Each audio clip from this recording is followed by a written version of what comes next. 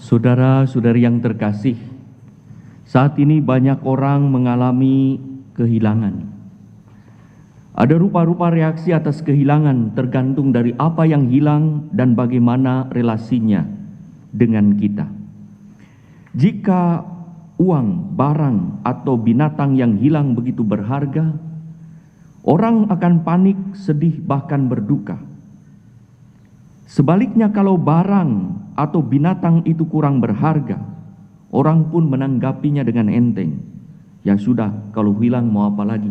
Nanti kita cari lagi, kita beli lagi yang lebih baik. Bagaimana kalau orang yang hilang? Itu pun tergantung dari relasi kita dengan orang itu. Kalau orang yang dikasih hilang, dunia serasa runtuh. Orang bisa pusing 7 keliling bagaikan orang yang berjalan luntang-lantung, lari longgang-langgang bagaikan orang sinting dalam dunia yang sedang gonjang-ganjing. Jika masih ada harapan, orang mulai memasang poster, menyebar WA, IG, FB tentang kehilangan. Kehilangan kucing yang menemukan hubungi, dapat imbalan sekian, di bawahnya tertulis, aku tak dapat hidup tanpa dia. Saudara-saudari yang terkasih, ada ilustrasi kecil. Sekarang ini banyak orang kehilangan kesempatan ngafe, pergi ke kafe, bertemu, shopping, olahraga, mancing, itu kehilangan semua. Gak ada. Ada satu contoh, sebut saja namanya Yus yang biasa mancing setiap Sabtu. Ia dilarang ibunya. Nggak usah, sekarang lagi musim virus, nggak usah mancing. Tapi kelekatan anak ini pada mancing sudah sangat. Dia merasa hilang kalau Sabtu tidak mancing. Tidak boleh, tapi ia maksa dan mengancam karena ia pernah kabur dari rumah. Kalau saya tidak boleh mancing, lebih baik saya kabur dari rumah ini. Ibunya takut kehilangan anak itu. Maka daripada kehilangan, ia bilang, "Hai cepat boleh mancing, jangan lama-lama." Di sekitar sini banyak, di pesantren ini banyak kolam ikan itu. Pergi, jangan lama-lama. Enggak bu, biasa 4 jam musim virus, sana pergi.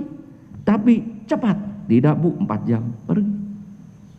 Enggak lama kemudian pulang. Ngapain pulang? Enggak jadi.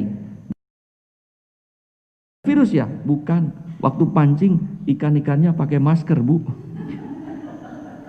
Saudara-saudari yang terkasih, jangan kita tidak melakukan sesuatu karena ada sesuatu yang mengontrol kita, tapi bagaimana kita mengontrol diri untuk menjaga sesuatu walaupun dengan resiko kita kehilangan kesempatan, tapi demi kebaikan. Saudara-saudari yang terkasih, kita ingat akan peristiwa bagaimana Yesus pada usia 12 tahun hilang. Bisa dibayangkan bagaimana Maria dan Yosef panik karena kehilangan titipan Allah yang berharga. Dan bagaimana leganya waktu mereka menemukan Yesus di bait Allah.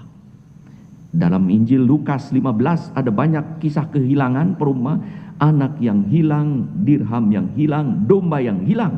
Bagaimana orang-orang itu panik ketika hilang, tapi bagaimana gembira ketika menemukannya. Dalam Injil hari ini Maria Magdalena menangis terseduh-seduh karena kehilangan jenazah Yesus yang baginya adalah kenangan fisik terakhir. Jenazah Yesus dan kuburannya menjadi memori yang mengingatkan pengalaman kasih.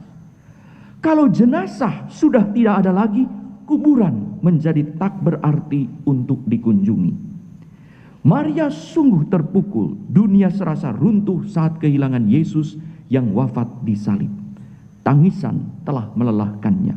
Menangis pun sudah tak ada tetesan air mata lagi. Bagi Maria, Yesus adalah guru dan Tuhan yang menyelamatkan. Kehilangan Tuhan bagi Maria adalah kiamat. Maka saat bertemu Yesus yang bangkit, Maria meloncat sukacita sampai ia lupa daratan, langsung ingin memegang Yesus dan berseru akrab, Rabuni, artinya guru.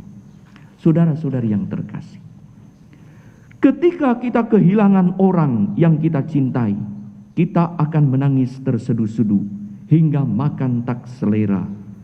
Rasa kehilangan atas uang, barang, binatang, ataupun orang menunjukkan relasi yang dekat dengan orang itu dan kelekatan dengan barang dan binatang tertentu. Maka tak jarang mereka yang kehilangan orang, barang, atau binatang yang disayanginya menjadi sangat emosional. Relasi dengan orang yang masih ada terganggu, pekerjaan terbengkalai, dan tugas terlupakan.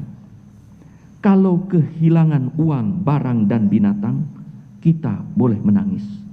Tapi jangan sampai karena reaksi emosional kita pun menjadi kehilangan orang yang kita cintai. Kalau ditinggal pergi orang yang kita kasihi, kita boleh menjerit. Tapi jangan sampai kemarahan kita menyebabkan kita juga kehilangan Tuhan. Apakah Tuhan begitu berharga sehingga saat kehilangan Tuhan kita sungguh merana?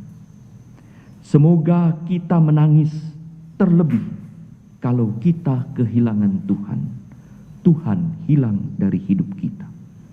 Mari kita gunakan kesempatan di rumah untuk makin dekat dan melekatkan diri kepada Tuhan, sehingga kita berusaha agar Tuhan tidak pernah hilang dari hidup kita.